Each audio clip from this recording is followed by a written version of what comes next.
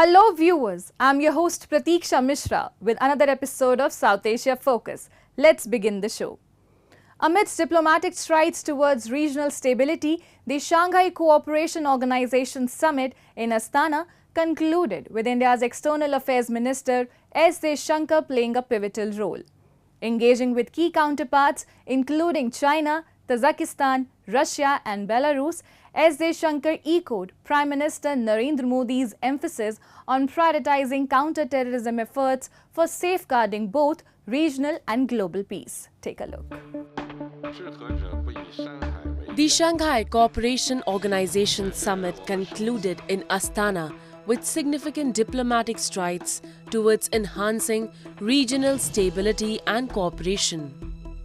Indian External Affairs Minister S. Jaishankar played a crucial role during the summit, engaging in talks with Chinese Foreign Minister Wang Yi and holding bilateral meetings with counterparts from Tajikistan, Russia and Belarus. Indian Prime Minister Narendra Modi's message, delivered by S. Jaishankar, reiterated the imperative of prioritizing counter-terrorism efforts to safeguard regional and global peace.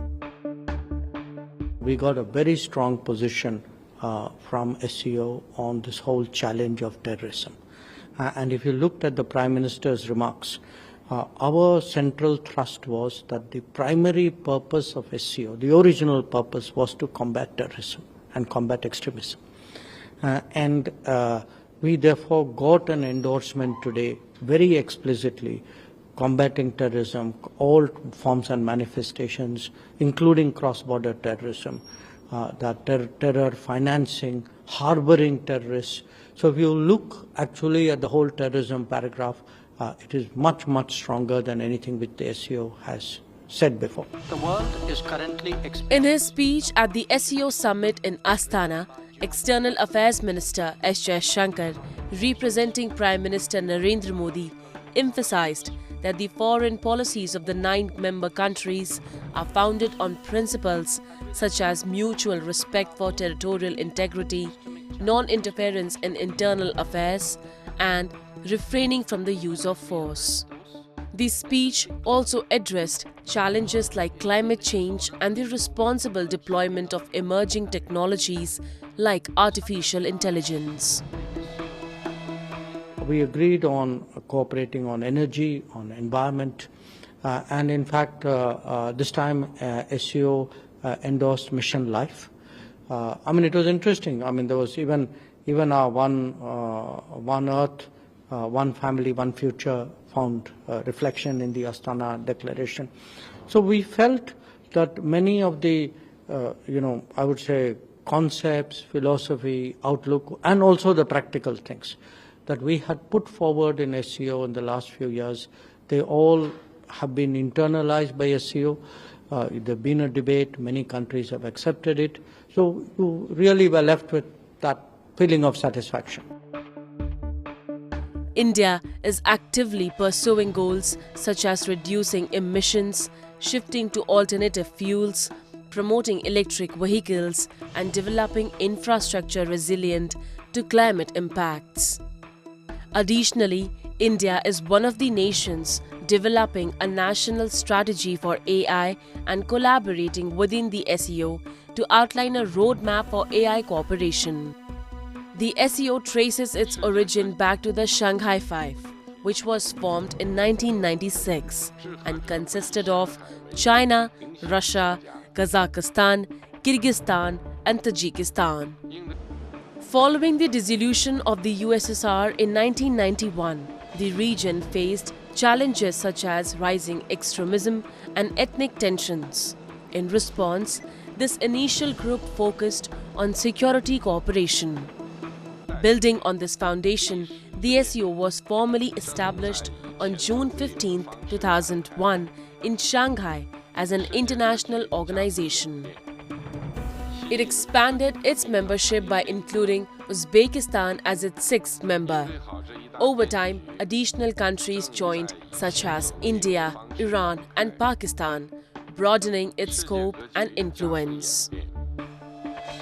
Currently, Afghanistan and Mongolia hold observer status, within the organization.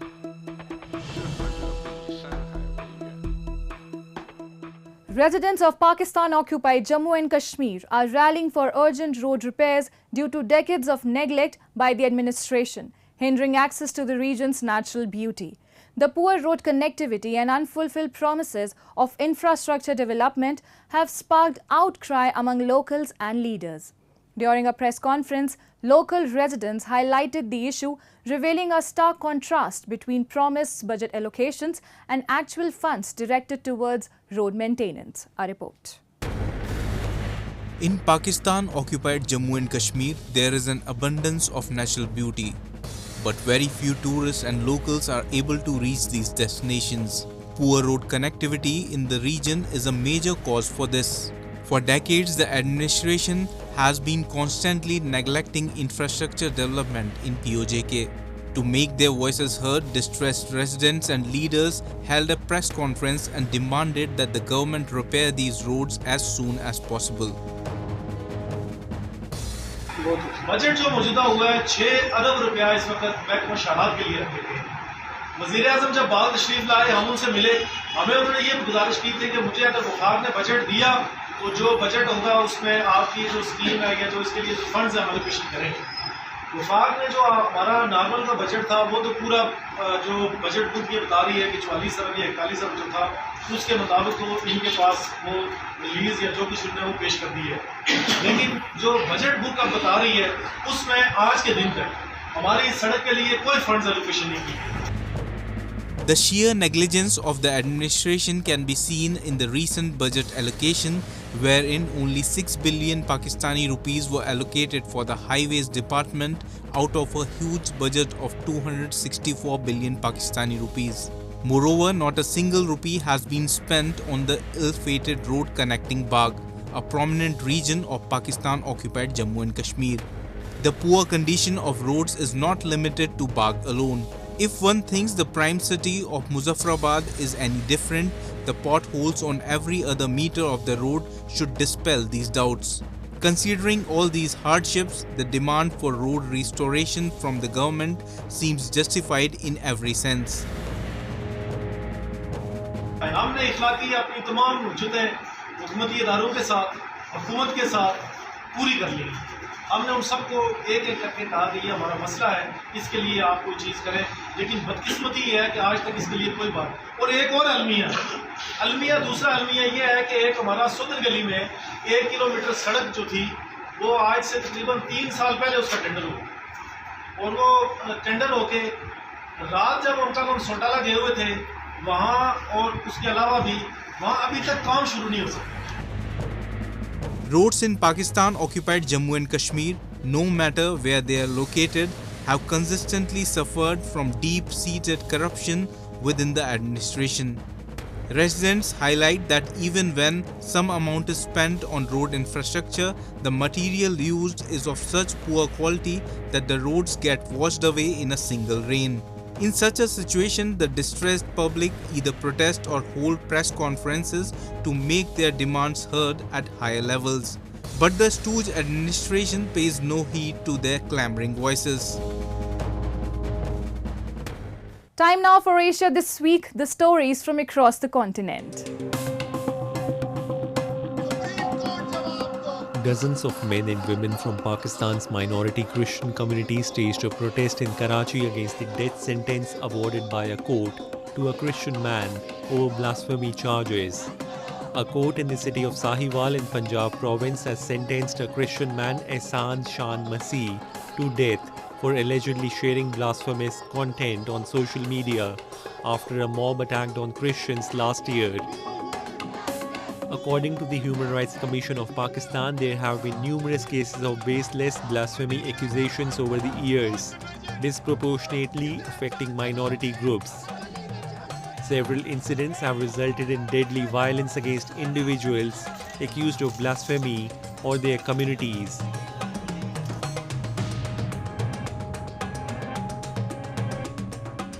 Shuri Castle in Japan's Okinawa serves as a spiritual symbol for all Japanese.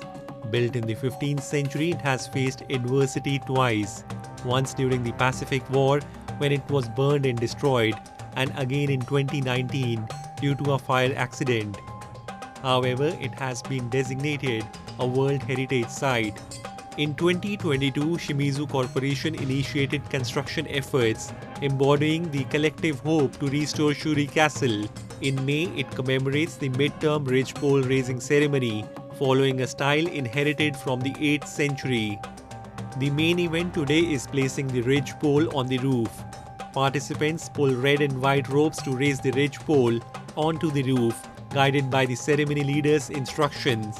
Relatives and designated individuals take part in pulling the ropes in sequence.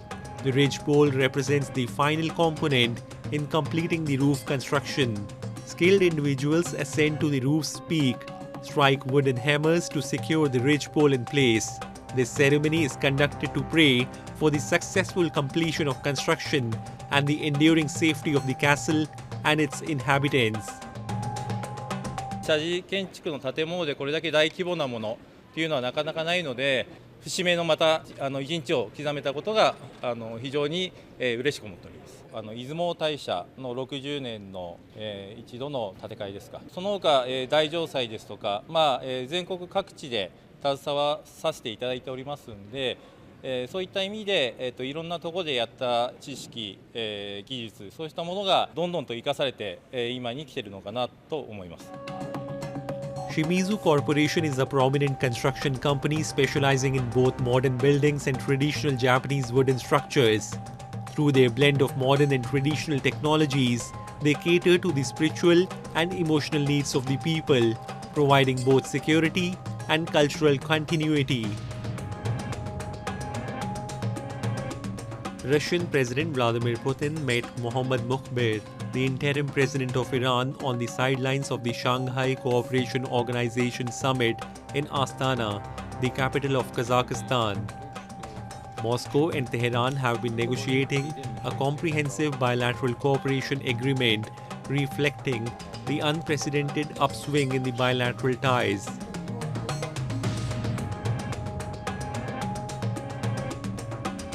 Manufacturing-themed exhibition was held in Tokyo, aiming to attract around 2,000 companies from Japan and internationally. Japanese products are globally renowned for their exceptional quality.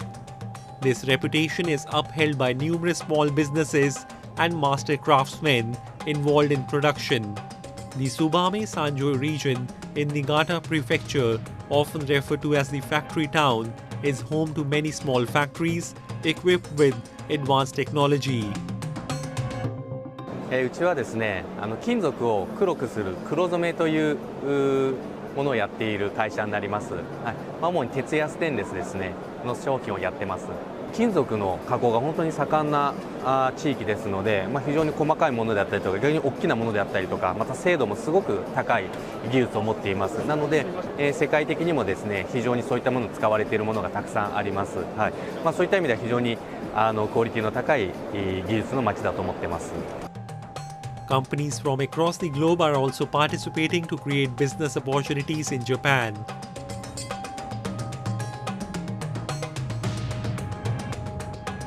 Sri Lankan President Ranil Wickremesinghe said Colombo will save $5 billion in interest owed to bilateral creditors as part of its debt restructuring process, adding that the funds will be used to boost dollar reserves and restore growth.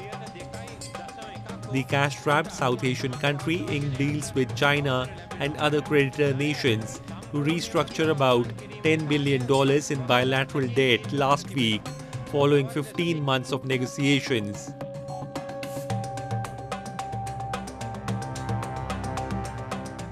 Japan began circulating its first new banknotes in 20 years on July 3rd, featuring three-dimensional portraits of the founders of financial institutions and a women's university in an attempt to frustrate counterfeiters.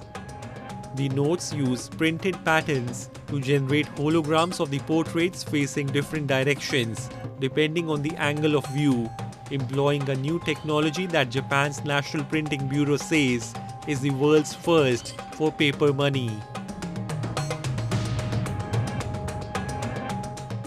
Let's now talk about the recent victory of the Indian cricket team in the T20 World Cup, which has sparked an outpouring of national pride and joy. Fans from every corner of the country came together in jubilation, waving flags and cheering their team's remarkable triumph. For many, this win represents more than just a sporting achievement. It's a moment of collective fulfillment after a 17-year wait. Take a look. The streets of India erupted in jubilation as the Indian cricket team clinched a thrilling victory over South Africa in the 2020 World Cup final, marking their second title in this format after a 17-year wait. Fans across the nation danced, waved flags and cheered loudly in celebration of their team's remarkable achievement. Upon their return to New Delhi, the victorious team received a hero's welcome, greeted by ecstatic fans who showered them with admiration and support. The T20 World Cup trophy, which had eluded India for nearly 2 decades, was finally back home. The head coach of the winning team, Rahul Dravid, visibly moved by the team's performance, expressed his immense pride and admiration for the players' resilience in challenging situations throughout the tournament. I felt really short of words over the last few hours. I just could not be more prouder for this team. The way we've had to fight in difficult situations. And even today, I think it was a great testament to the fight in the team to lose 3 wickets in the first 6, to be in the kind of position we were in with 30 balls to go. But we never kept, the boys just kept fighting, they kept believing. In a country where cricket is often touted as the religion, India's glorious win was met with tears of joy from the players and enthusiastic fans, marking the team's first global title since the 2013 Champions Trophy.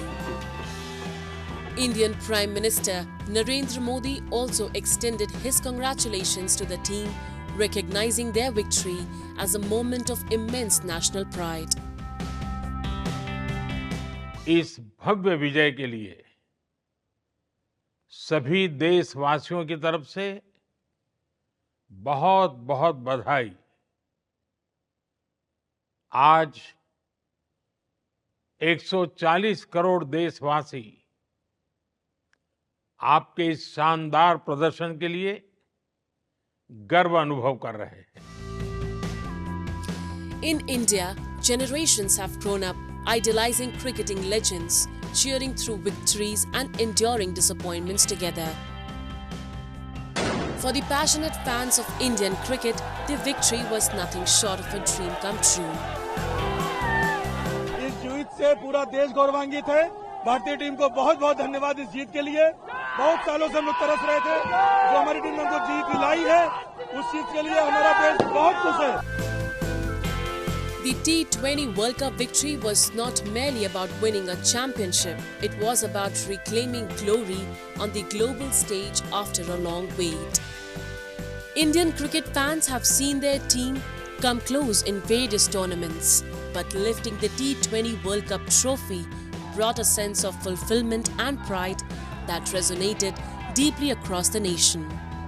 In homes, streets, offices and schools, conversations revolved around match strategies, player performances and the collective hopes of a cricket-crazy nation.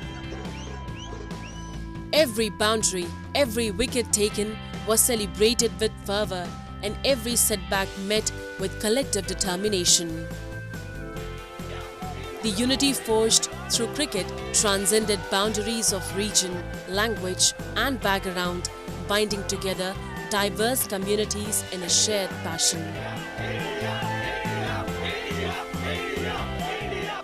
Let's delve into Sikhism in India, exploring its origins and one of its most cherished traditions, the langar or community kitchen. Langar is not just about providing food, it's a symbol of breaking down barriers and fostering a sense of community and inclusivity. We'll also take you to the Bangla Sahib Gurudwara, a prominent Sikh place of worship in New Delhi, which stands as a beacon of Sikh faith and service. Sikhism is one of the world's youngest major religions, yet it is rich in history and tradition. It emerged in the Punjab region of South Asia in the 15th century, founded by Guru Nanak Dev Ji, a visionary spiritual leader. His teachings emphasize the importance of devotion to one God, equality among all humans, and selfless service to others. Guru Nanak's message resonated deeply with people from all walks of life, and he laid the foundation for Sikhism's core principles, which are enshrined in the Guru Granth Sahib, the holy scripture of the Sikhs. Over time, Guru Nanak was succeeded by a lineage of 9 gurus, each contributing to the development and expansion of Sikhism. One of the most distinctive aspects of the Sikh religion is the tradition of langar. Established by Guru Nanak, the langar is a free community kitchen where all are welcome, regardless of their background or social status. It symbolizes the principle of equality and serves as a reminder of the importance of sharing with those in need. Today, the langar continues to be an integral part of Sikh worship, with gurudwaras around the world offering free meals to anyone who walks through their doors. In a sprawling kitchen of Bangla Sahib Gurudwara in New Delhi, volunteers work tirelessly, chopping vegetables, stirring huge cauldrons of lentils, and kneading dough. It's a symphony of action and devotion fueled by the belief in equality and community. Langar is not just about feeding the hungry, it's about breaking barriers of caste, creed, and class. Here everyone is welcome and everyone eats together. ਇੱਕ ਬਹੁਤ ਵੱਡਾ ਸਿਧਾਂਤ ਹੈ ਕਿ ਗੁਰੂ ਦੇ ਘਰ ਵਿੱਚ ਬਿਨਾਂ ਕਿਸੇ ਦੀ ਕਲਾਸ, ਬਿਨਾਂ ਕਿਸੇ ਦੀ ਕਾਸਟ ਪੁੱਛਣ ਦੇ, ਜਾਣਨ ਦੇ, ਪੰਗਤ ਵਿੱਚ ਬਿਠਾ ਕੇ ਇੱਕ ਸਮਾਨ ਇਹ ਲੰਗਰ ਵਰਤਾਇਆ ਜਾਂਦਾ ਹੈ। ਔਰ ਲੰਗਰ ਨਾ ਤਾਂ ਕਣਕ ਦੀ ਰੋਟੀ ਨੂੰ ਕਹਿੰਦੇ ਨੇ, ਨਾ ਲੰਗਰ ਕਿਸੇ ਦਾਲ ਸਬਜ਼ੀ ਨੂੰ ਕਹਿੰਦੇ ਨੇ।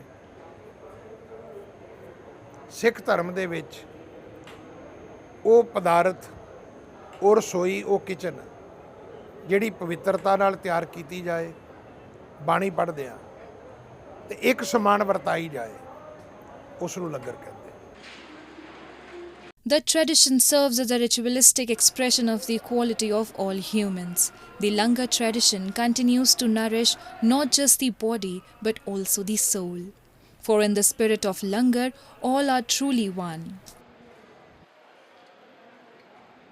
It's an amazing tradition, and I believe this should be shared all over the place. It's a really good initiative, and bringing the community together that much, it's really a nice thing. Yeah, and the food is delicious. I think it's a great tradition that they don't that they accept everyone to eat with, and especially like people who may not be able to eat any other way. I think it's great. The langar never stops, and on average, the community kitchen at Bangla Sahib typically feeds roughly 40,000 people a day for free. On religious holidays and weekends, this number goes up to 1 lakh. This incredible feat is made possible through donations and volunteers. Sikh community gives 10% of their earnings, which we call the Swand, which is the basic of the Sikh religion as well, which is the message of our gurus as well, to give the Swand to the needy places or the needy people. The spirit of langar also extends beyond the walls of the Gurudwara. Sikhs have a long history of stepping up during times of crisis. From natural disasters to the COVID-19 pandemic, the Sikh community around the world has been at the forefront of relief efforts, offering food, shelter, and assistance to those affected.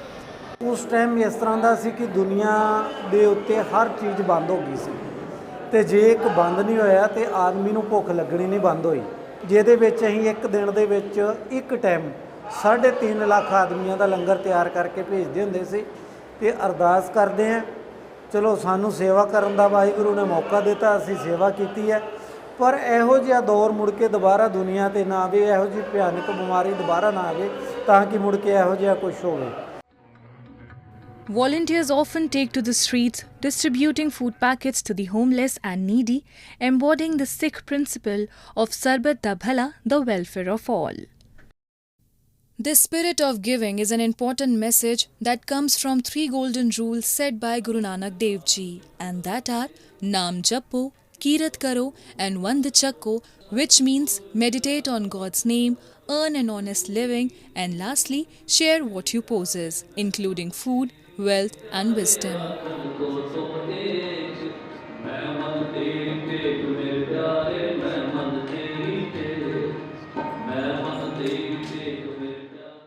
The tradition of langar embodies the timeless values of unity and compassion. And with that, we come to the end of this week's episode. See you next week. Goodbye and take care.